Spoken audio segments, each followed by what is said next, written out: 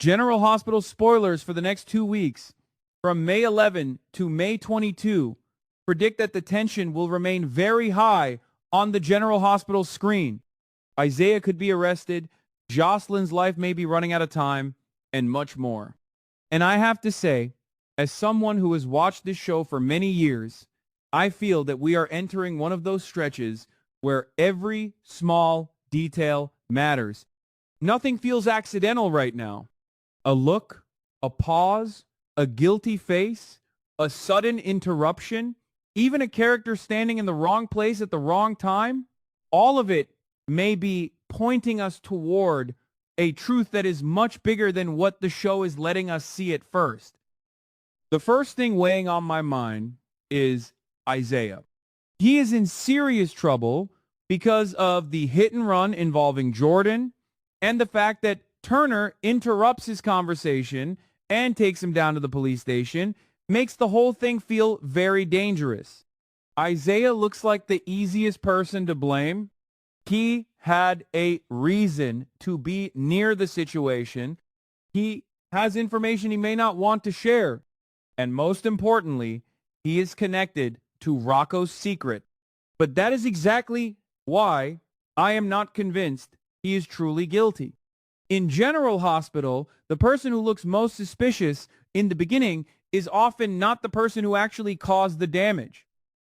Isaiah may be hiding something, yes, but hiding something is not always the same as committing the crime. To me, Isaiah's biggest problem is that the truth may hurt someone else. He went to Lulu's house to treat Rocco's infected hand, and we know that Rocco's hand injury connects back to the moment he pulled the trigger and injured Cullum. That alone is a heavy secret for a boy to carry. Dante questioning Rocco only makes the situation more painful. Dante is not just a police officer here. He is a father, and that changes everything. I can imagine how torn he must feel, because if he pushes too hard, he may break his own son. But if he looks away, then justice for Jordan may be lost. That kind of emotional conflict is what General Hospital does best when the writing is sharp. Now, Brooke Lynn's guilt is also important. She seems to feel that Isaiah may be suffering because of her, and that tells me she knows more than she is saying. But I do not think we should jump too quickly and decide that Brooke Lynn caused the hit and run. Guilt can come from many places. Maybe she was nearby. Maybe she saw something. Maybe she made a mistake that helped create the situation, even if she did not actually hit Jordan. I have lived long enough to know that guilt does not always mean a person did the worst thing. Sometimes guilt means a person failed to speak up when they should have. That brings me to the theory I cannot shake. What if neither Isaiah nor Brooke Lynn caused the accident? What if the real driver is someone else entirely? Someone General Hospital is keeping hidden for a later shock. I think that would make sense. The show has placed too much fog around that night. Rocco was wounded. Isaiah was called to help him. Jordan was hit. Brooke Lynn is acting guilty. Dante is starting to understand pieces of the truth. When too many people look partly responsible, I usually suspect there is one missing piece we have not been allowed to see yet. And yes, I have to consider Rocco. I do not say that with any pleasure, because Rocco is young and already caught in something far too big for him. But could it be possible that after Isaiah left Lulu's house, Rocco panicked, took a car, and ended up on the road? Could he have hit Jordan without fully understanding what happened? It sounds shocking, but it would explain why Isaiah might stay quiet. It would explain why the show is pushing Dante into such a painful corner. It would also explain why this story feels less like a simple crime and more like a family tragedy waiting to explode. Charlotte discovering a secret adds another layer. I believe Charlotte may know something that could change how everyone understands the situation. If she confides in Danny, that could create a small but meaningful moment between them. I actually like the idea of Danny comforting Charlotte. These younger characters need moments that feel gentle and real, especially when the adults around them are drowning in old mistakes. But in Port Charles, sweet moments rarely stay sweet for long.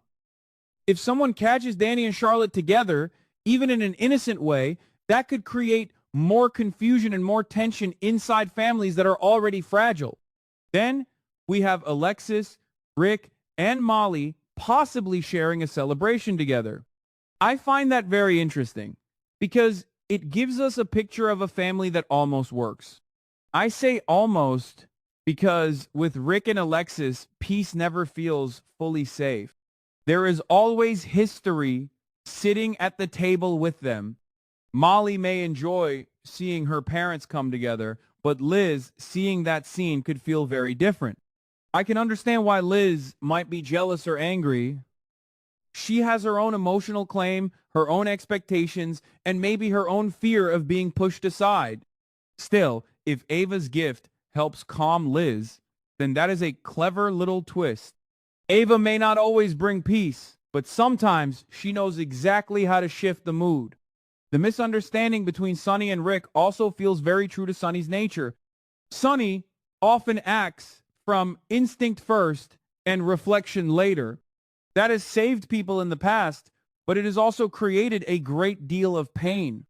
If he believes Rick is involved in something suspicious because of Ava's gift for Liz, then I can see him jumping to the wrong conclusion. And if he later has to bow his head and apologize to Rick, that would be a strong scene. But I do not think Rick should accept the apology too easily. Rick has been judged by Sonny many times before. At some point, even an apology can feel like another form of control. Ava's role in this could be deliciously complicated. Sonny may go to her in anger, blaming her for creating the misunderstanding. But Ava can stand her ground and say that Sonny is the one who rushed to judge Rick. And honestly, she would not be wrong. Sonny has a powerful habit of trusting his own suspicion more than the facts in front of him.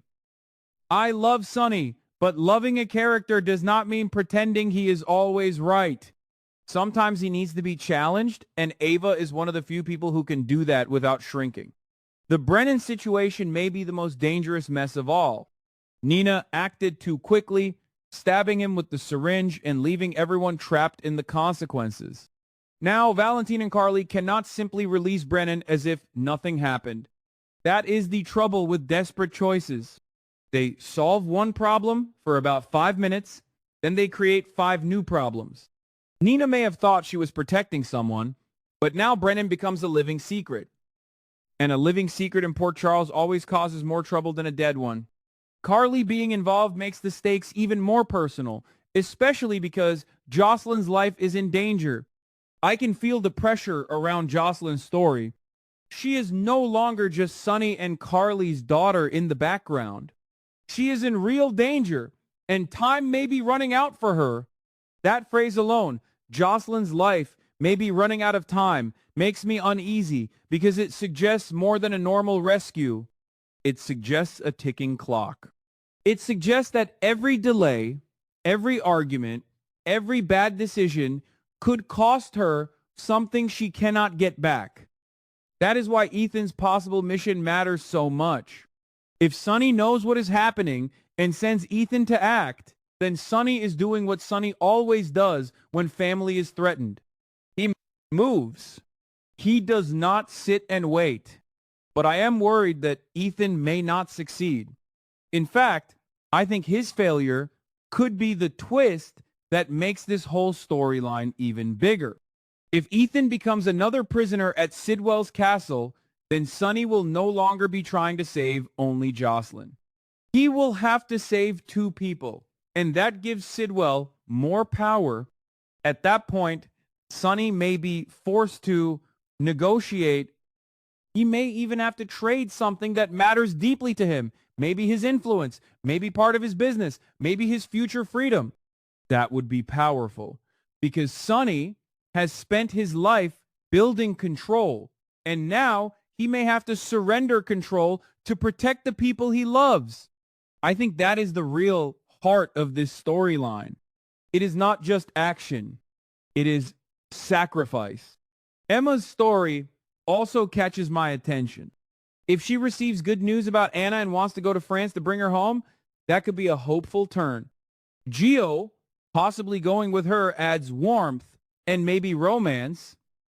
But if Emma suddenly faces a health issue, and if there is even a chance she is pregnant with Gio's child, then the tone changes quickly.